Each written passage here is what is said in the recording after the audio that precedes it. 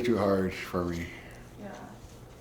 Sometimes it's hard to sleep sometimes, and sometimes I see the fire and the propane tanks blowing up in my head still. I see everything still. Matthew Chapman describes the last year as hell.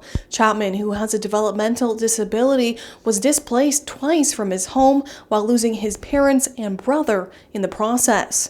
The 43-year-old was living in Lytton with his family when a massive wildfire broke out in June. Chapman says his family was frantically looking for cover and thought they all had found a safe spot, but catastrophe struck. It was pretty scary.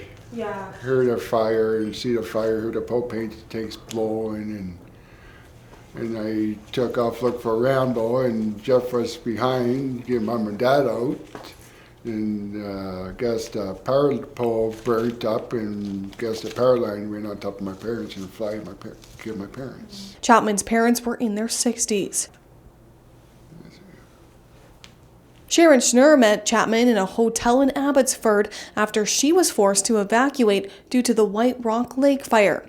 Schnurr says she drove to Abbotsford because she was worried she wouldn't find a place to stay in Kelowna. The two developed a friendship after sharing a love of dogs.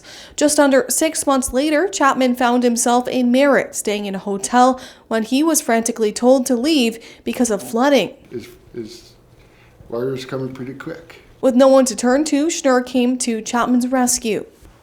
Lost both his parents in the fire, and he needed help. So I drove him around. I drove him around to get his ID and stuff. Chrissy called me from Merritt. I thought I better go get him because, it was going to be difficult for her because she's his mental health worker.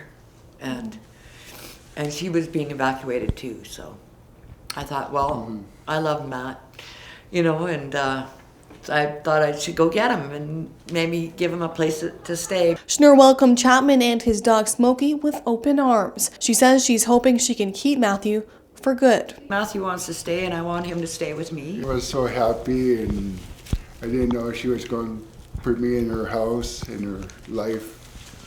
I'm so happy.